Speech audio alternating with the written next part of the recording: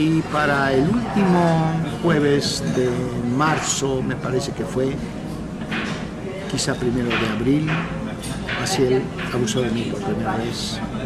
Yo hice una rabieta, lloré, me hizo mucho daño. En el año de 1994 fui abusado sexualmente por el sacerdote Nicolás Aguilar Rivera. Padre Nicolás Aguilar Rivera, este sacerdote tiene ya ahorita denunciado 110 niños que ha violado. No sabemos cuántos niños más haya violado, que por miedo no han dicho nada. Y me dice, ¿te masturbas? Me pregunta que si me masturbo. Yo le dije que no. ¿De verdad? Le dije, no, la verdad es que no. Y entonces me dice, lo tengo que comprobar, no digas mentiras, porque eso es pecado, ¿no? Bájate los pantalones. Entonces me bajé los pantalones, bájate los calzones, hasta los tobillos, ¿no? Sigo haciendo de las suyas, y ahora vemos más de 100 víctimas, ¿sí? Y nadie dice nada. La principal conclusión de la comisión es que la Santa Sede adoptó políticas y prácticas que llevaron a la continuación de abusos y a la impunidad de los responsables. Me siento interpelado a hacerme cargo de todo el mal que algunos sacerdotes, bastantes en número, no en comparación con la totalidad, hacerme cargo y a pedir perdón del daño que han hecho por los abusos sexuales de los niños. Señor, me has mirado a los ojos, sonriendo, has dicho mi nombre. Desde hace décadas estalló un escándalo en la Iglesia Católica a nivel global.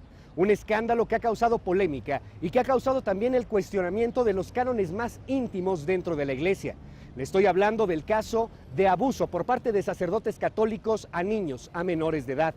Aquí en México han destacado varios casos, quizá el más emblemático sea el del padre Maciel. Un padre muy cercano a la clase económicamente poderosa del país y del mundo, que logró obtener cantidades multimillonarias para el Vaticano. Sin embargo, el padre fue acusado de abusos sexuales en el Vaticano. A lo largo de este programa analizaremos la historia de los abusos sexuales por parte de sacerdotes católicos a menores de edad. Platicaremos con defensores de víctimas que han sufrido estos abusos. Analizaremos si es necesaria la modificación de ciertos cánones, de ciertas reglas dentro de la Iglesia para que esto termine de una vez por todas. Mi nombre es Luis Cárdenas, bienvenidos, esto es Punto Cero. Comenzamos. En el caso particular del peso, lo que hemos visto es que se exageran los movimientos. La Secretaría de Marina Armada de México informa... Cártel de Jalisco Nueva Generación. Aprobado en lo general y en lo particular. 9 en contra. El presupuesto de egresos de la Federación para 2014.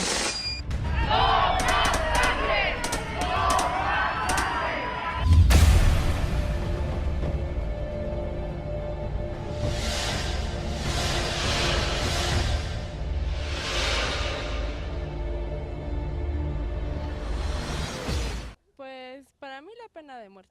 Que sí los metan a prisión, que los enjuicien como una persona civil. Yo creo que deberían de tener castigo judicial y obviamente recluirlos como cualquier otra persona. Que sean excomulgados de su... Bueno, a donde pertenezcan. Yo creo que les den cárcel o que les den un castigo muy fuerte porque lo que hacen no tiene perdón.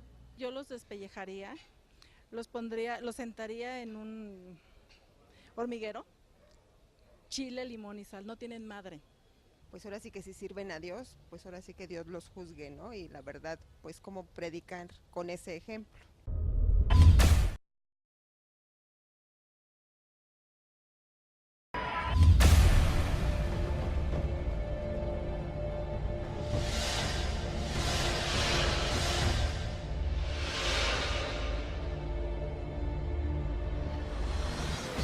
Hasta el momento son al menos 800 sacerdotes católicos que han sido separados de su cargo por órdenes directas del Vaticano. La Iglesia los ha encontrado culpables de haber abusado sexualmente de menores de edad. Sin embargo, no en todos los casos la iglesia ha coadyuvado con las autoridades. No en todos los casos han sido entregados estos sacerdotes a la policía para que paguen, para que respondan por lo que realmente es un delito. Se abre el debate hasta dónde llega la justicia de la Iglesia Católica y hasta dónde puede llegar la justicia del Estado. No únicamente del Estado mexicano, sino del Estado en todo el mundo, para que estos sacerdotes terminen por pagar sus delitos, para que estos sacerdotes terminen en prisión.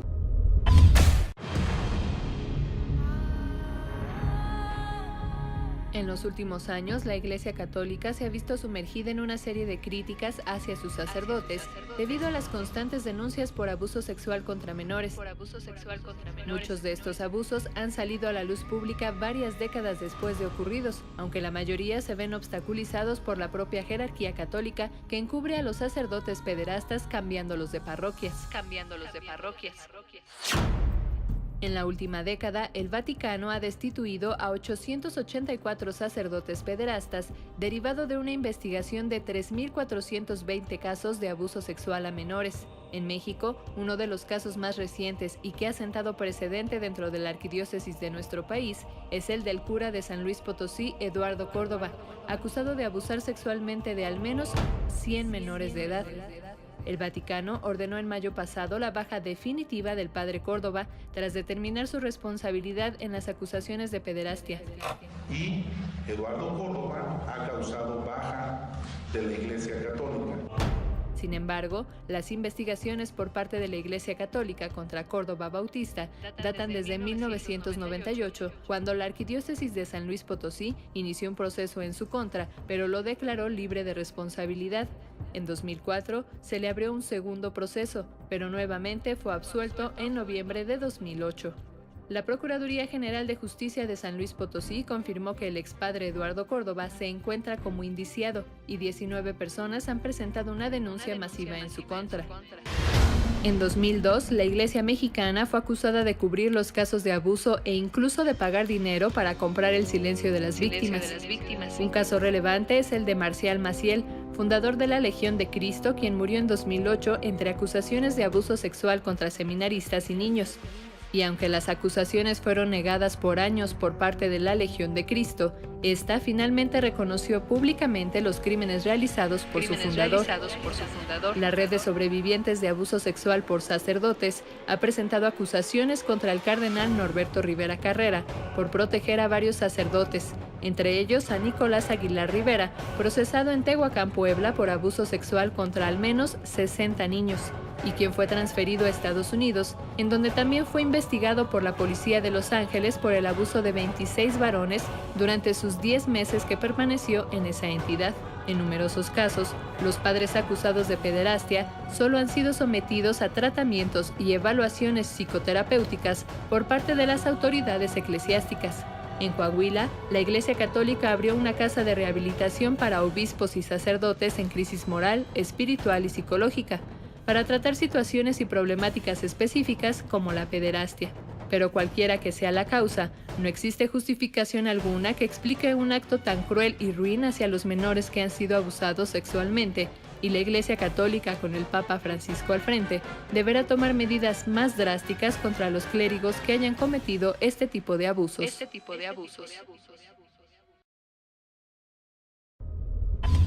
No se olvide de visitar nuestra página en internet www.cerotv.com. Hablamos sobre los abusos sexuales de la Iglesia Católica a menores de edad. Regresamos con más. Uno de los datos muy importantes, muy relevantes, es que la mayoría de las víctimas tardan tiempo, a veces mucho tiempo, en poder expresar lo que vivieron, especialmente cuando son muy pequeños. Incluso tratan de borrarlo como mecanismo de defensa frente a una agresión de esa naturaleza, porque no lo pueden creer. Hay un conflicto interno brutal, pero hay un segundo problema también muy fuerte, a nivel de las familias. Para hablar del caso del padre Córdoba, la familia del muchacho que fue agredido en el 2012, fue la familia, y es la familia hasta hoy, que dijo: no quiero hablar con ninguna autoridad, no quiero ver al obispo, no quiero ver al procurador, no quiero denunciar.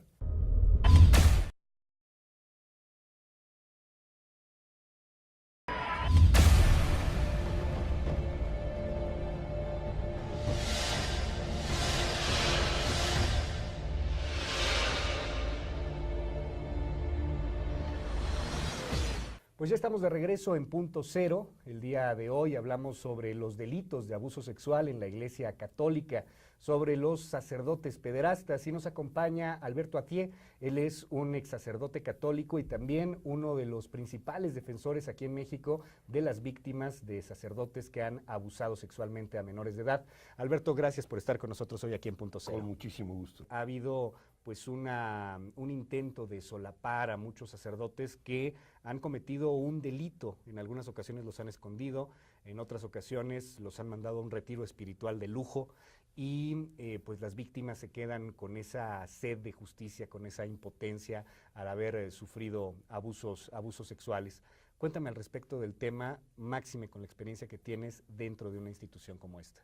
Pues sí, yo diría que siguiendo esta reflexión tuya, uno de los puntos en los que tendríamos que reflexionar mucho es cómo explicar que una institución inspirada en el Evangelio, en el seguimiento de Jesús, que tiene como mandato además cuidar a los niños, protegerlos, no escandalizarlos, haya caído en un mecanismo en el cual, en vez de proteger a los niños, de cuidarlos como oro o más, ¿no?, como al mismo Jesús, claro, sistemáticamente empezó a proteger a quienes abusaban de ellos. Entonces, en este proceso histórico hubo siempre, obviamente, una enorme controversia. Nos tocó a nosotros vivirla con los casos que tuvimos que enfrentar, como el del padre Maciel, el del padre Nicolás Aguilar, y actualmente el del padre Córdoba, en donde al parecer la Iglesia queda desconcertada de que le señalemos víctimas, denunciantes, organizaciones, e incluso el Comité Internacional de los Derechos del Niño de Naciones Unidas últimamente, en mayo, dio su informe final, en donde se les señala que hay un modelo sistemático de protección, hay todo un mecanismo interno que busca proteger a quienes abusan para salvaguardar su imagen. ¿Cómo es trabajar con estas víctimas? ¿Qué es lo que sienten cuando están haciendo este proceso? Hoy tenemos mucha mayor claridad sobre el fenómeno, ¿no? Y efectivamente uno de los datos muy importantes, muy relevantes, es que la mayoría de las víctimas tardan tiempo, a veces mucho tiempo, en poder expresar lo que vivieron, especialmente cuando son muy pequeños. Incluso tratan de borrarlo como mecanismo de defensa frente a una agresión de esa naturaleza, porque no lo pueden creer. Hay un conflicto interno brutal, pero hay un segundo problema también muy fuerte, a nivel de las familias. Para hablar del caso del padre Córdoba, la familia del muchacho que fue agredido en el 2012, fue la familia, y es la familia hasta hoy, que dijo: no quiero hablar con ninguna autoridad, no quiero ver al obispo, no quiero ver al procurador, no quiero denunciar. El daño que han hecho a mi hijo es tan fuerte que no quiero saber nada de nadie. Tocas el tema del padre Eduardo Córdoba, del padre en San Luis Potosí, encumbrado políticamente, muy cercano a la élite política de San Luis, inclusive con algún puesto dentro de un consejo ciudadano que tenía relación estrecha con el gobierno. Y en este caso a mí me llama la atención este juicio que se hace dentro de la Iglesia Católica, en donde termina exonerado, y además esa exoneración en algún momento ratificada por el Vaticano. Y años después nos damos cuenta de que pues no fue solamente un caso, sí fue responsable del asunto, y la Iglesia hizo absolutamente todo para protegerlo en su momento. Y si me permites decírtelo, no fue solamente una exoneración. ¿Cuántas fueron? Fueron tres. ¿Tres exoneraciones? 3 exoneraciones. Al nivel Vaticano. A nivel primero de la arquidiócesis, de 1995 a 98 se le abre el primer proceso local en la arquidiócesis, se comunica a Roma, en 98 se le declara inocente y Roma cierra el caso. Vienen los casos de 2004-2005, cerca de 25 por lo menos nosotros tenemos ya detectados, por supuesto que hay más. La arquidiócesis abre el proceso, toma nota, incluso en esa ocasión se reporta que el padre, porque estaba enfermo, no se le podía citar a la arquidiócesis, fue el investigador o el procurador o la autoridad eclesiástica a interrogarlo, lo interrogó una tarde, probablemente 2 horas, sin las víctimas, cierran el caso, libre, exonerado de toda responsabilidad. Y luego viene precisamente este último caso, en donde, si me lo permite, se quería decir que yo salí a los medios porque me entero por las familias que al padre ya lo habían sí señalado responsable, pero lo sacaban por abajo del agua. Porque aquí se da una nota que pueden considerar muchos inédita, cuando la arquidiócesis de San Luis Potosí decide denunciar penalmente al sacerdote, pero al mismo tiempo no le aporta a la autoridad datos de su localización, al mismo tiempo no le dice a la autoridad, ya lo habíamos juzgado nosotros 2 veces al menos por este delito y no lo habíamos considerado culpable y lo exoneramos, y no aporta nada, es decir, no ayuda, pero ellos quieren verse como coadyuvante del Ministerio Público en este tema, cuando además pues ellos no son la víctima, el coadyuvante del Ministerio Público es la víctima, no en este caso pues la institución que protege o de la cual era parte el victimario. Mira, me da mucho gusto que seas un conocedor del derecho, porque tú mismo te das cuenta de que al mismo tiempo que aparentemente la diócesis toma una especie de actitud pionera al entregar finalmente a un sacerdote, no lo habían hecho, lo han dicho públicamente, a la autoridad civil con una denuncia de por medio, en ese sentido lo entregan de esa manera, está claro que el caso no podrá prosperar si la víctima no ratifica la denuncia. Y es el caso que te comentaba, es el caso de esta familia que está tan dañada que dijo ya, nosotros tenemos la información, que no iba a declarar.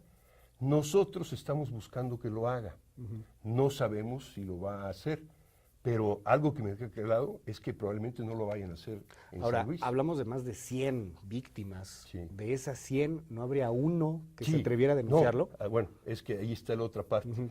La diócesis dice, yo ya presenté mi denuncia y hay otra denuncia, pero no dice que esa otra denuncia implica 18 casos. 18 casos, todos ratificados por las víctimas, todos integrados con expedientes, con abogados y con psicólogos. O sea, están perfectamente integrados.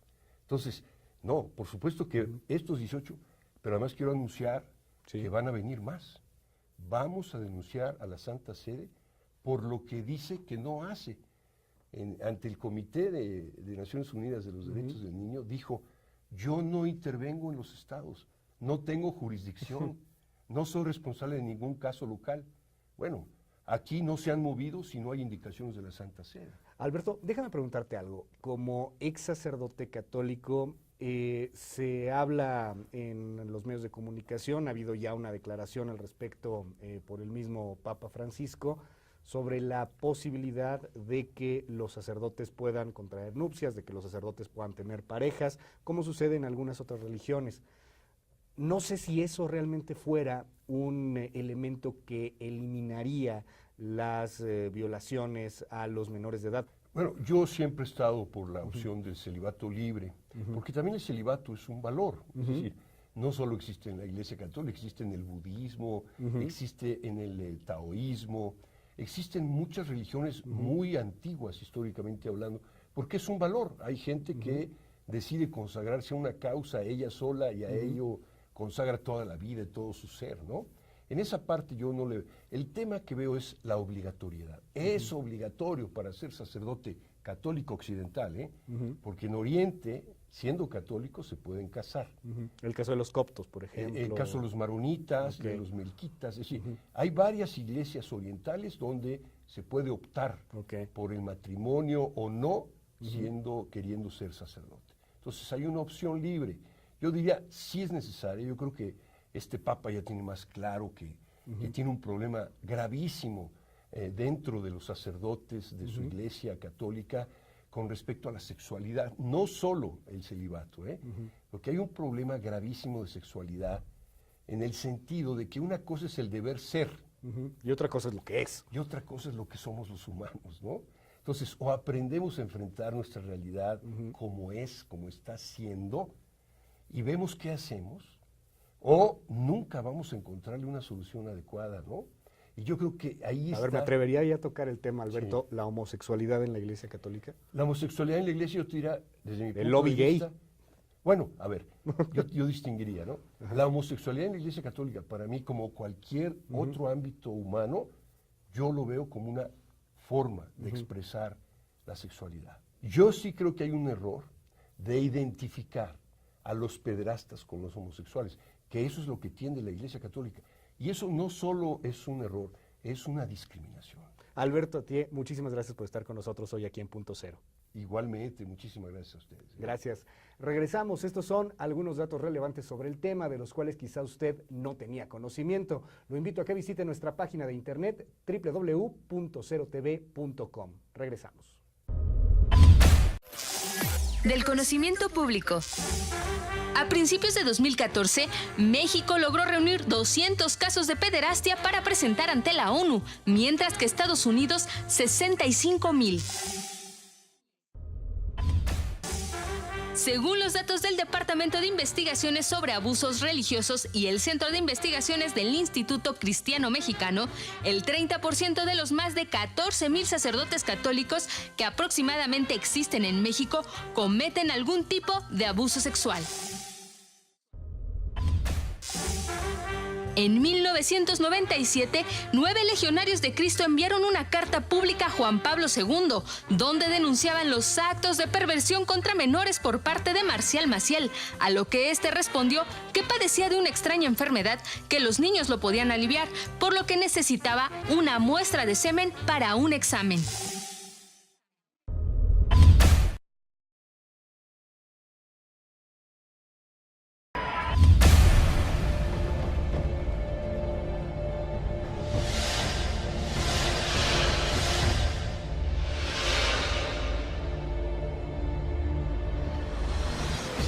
Uno de los últimos casos emblemáticos en nuestro país en torno a los sacerdotes que han abusado sexualmente de niños es el del sacerdote Eduardo Córdoba, muy allegado a la clase política y económica de San Luis Potosí. Córdoba, de acuerdo a lo que señalan algunos activistas, pudo haber abusado de al menos 100 niños en los últimos 30 años. El sacerdote les preguntaba si se masturbaban y después los obligaba a tocar sus genitales. En este país, los casos de pederastía han quedado, en lo general, en la impunidad. En este país, lo único que se ha realizado son juicios del Vaticano, juicios eclesiásticos que no tienen ninguna validez ante la justicia mexicana. Se abre el debate también entre los cánones más internos de la Iglesia Católica, entre los principios y valores más íntimos de una religión. ¿Será necesario eliminar o considerar que sea opcional el celibato para que estos hechos terminen? Como siempre, la mejor opinión viene de un ciudadano informado sobre el tema. Como siempre, la mejor opinión viene de usted. Yo soy Luis Cárdenas, nos vemos la siguiente semana.